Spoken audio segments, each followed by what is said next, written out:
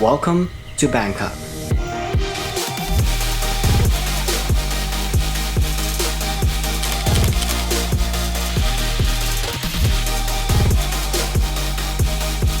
Alright guys, so in this video I'm going to be showing you guys how you can explore Bangkok in just a couple of days, showing you the best bits of Bangkok, some of the cheapest and the best food in Bangkok. But we're going to start this video off where everyone starts is at the airport. So we have just landed in Bangkok and yeah, we just got some money out, and first thing before we leave the airport we're just going to get a SIM card. So if you're like me and you want to stay connected, make sure you get yourself a SIM card before you leave the airport. Yes, it is more expensive to get it at the airport, but it is worth the convenience in my opinion. And one of the best companies you can go with is AIS. We paid roughly about 700 baht, and that gives us about 6 gigabytes for 2 weeks of internet. But if you can afford to wait for a little while, most 7-Elevens does sell SIM card. However, you do have to set the SIM yourself, whereas in the airport they'll set the SIM up for you and you're ready to go. Or alternatively, you head to one of the many malls, go inside and go into the proper mobile network store, and they can set you up that way. And your cheapest option to get out to Suvarnabhumi airport and straight into central Bangkok is to catch the airport link, which is directly located right at the bottom of the airport. So you just head to the lower ground. However, we went around Songkran, which is the water festival, so we had a lot of stuff on us and we didn't want to get anything wet, so we caught a Grab, which is basically an Uber in Asia. We have just got a Grab from the airport. It's about 3 o'clock, nearly 3 o'clock now. We're gonna go check in our hotel. When it comes to the location of where you want to stay in, and most people tend to stay in Khao San Road. It's pretty much the hub for all the backpackers, so everyone goes there. And personally, I would not recommend you staying there unless, say, you're a solo traveler, because that's just where you're gonna get a lot of backpackers and you're gonna get a lot of tourists there. I personally like to stay right in central Bangkok, one of the most popular areas to stay and where you can find a lot of cheap hostels and hotels is Sukhumvit. This is where you're gonna find lots of street food, lots of hostels, lots of hotels, and lots of malls. We personally stayed at a brand new refurbished hotel called Suvarnabhumi 28, and this place, it's pretty cheap, pretty convenient, located right next to the BTS. BTS SkyTrain pretty much takes you all across Bangkok. So you're in Bangkok, you checked in your hotel, what to do next? One of the best things I like to do in Bangkok, and I personally recommend you guys do, is head to a rooftop bar.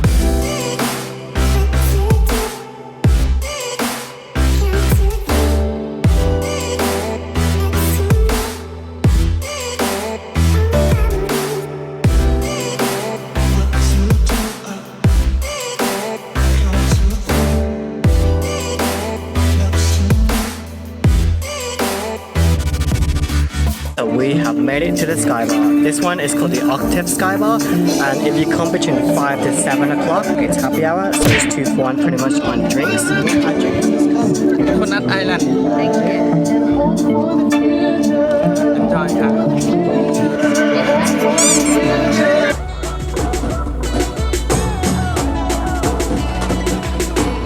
Another thing I recommend you guys to do is to visit the night markets in Bangkok. There are so many night markets in Bangkok. One I personally went to is the train market. Now there are actually 2 lo-fi markets in Bangkok. One original one and one pretty much a copycat, a smaller version. We went to the smaller version because it was accessible by MRT. The original train market, although bigger, is slightly outside of central Bangkok, so you would need to get a taxi there. And these markets can take hours on end to walk from one end to the other. So if you're in Bangkok for only a few days, make sure you pick 1 or 2 markets and just go down and have a feel for what it is.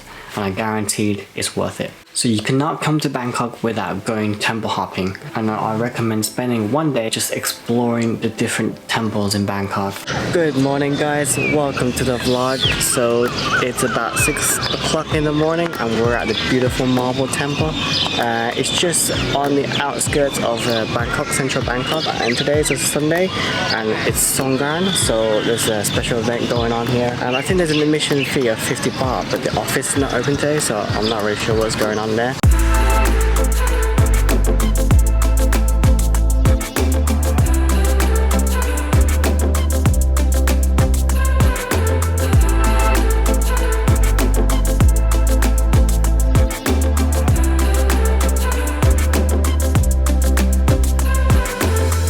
This is the inside of the main area, and you see it's all like marble floors and just stunning traditional Thai temple. It's quite unique. Never seen anything like here, but pretty beautiful.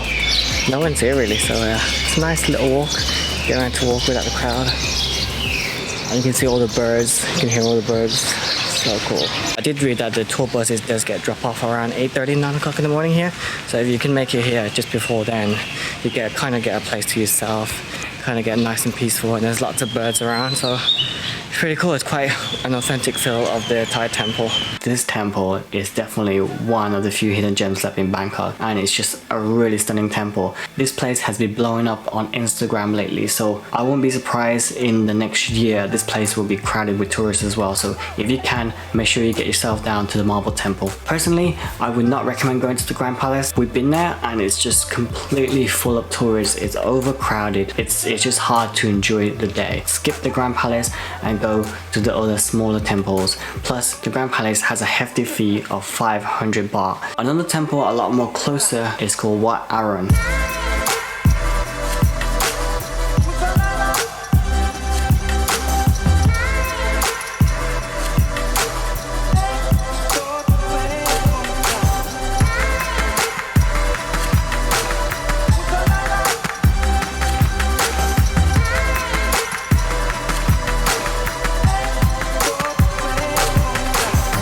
Now Wat Arun and Wat Po is pretty much opposite of each other on the river. You catch the BTS to Sapan Taksin and then you catch the orange flag boat. Now the orange flag boat is a local boat and it's a lot more cheaper than the tourist boat, so make sure you catch the orange flag boat. Every year Thailand celebrates New Year around mid-April. This is when the water festival happens, also known as Songkran, which is pretty much an epic water fight all across the country. Two main areas you can go for the water festival. You can go to Khao San Road or you can go to Silom. Okay guys, so here's the situation. So we've got two guns and we are about to head to one of the busiest places called Songkran.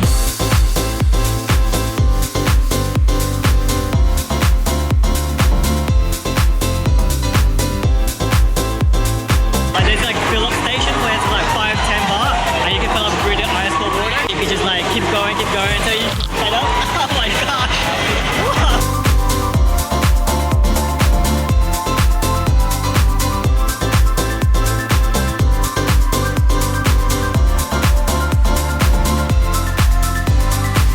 So a lot of hotels will host pool parties at the end of each month. We personally went to Sofitel pool party. This was a special one, a Songkran festival one, and it was pretty epic to be honest. This is a great event for you and your friends to go and just party and just let loose in Bangkok.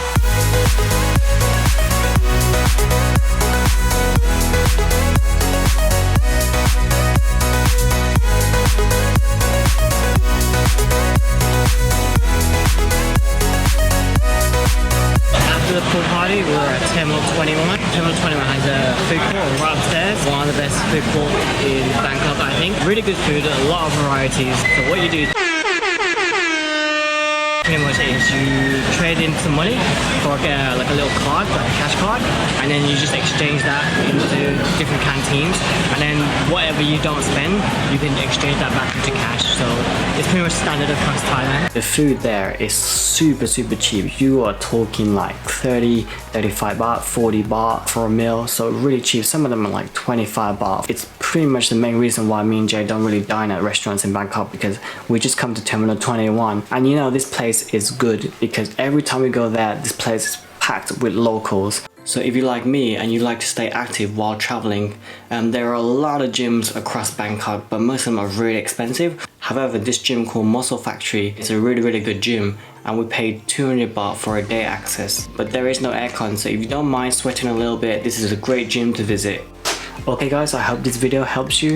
If you have any questions you're unsure of, just make sure you hit the comments below. If you enjoyed this video and you want to see more travel guides like this, make sure you hit the subscribe button, hit the thumbs up, and I'll see you guys in the next video.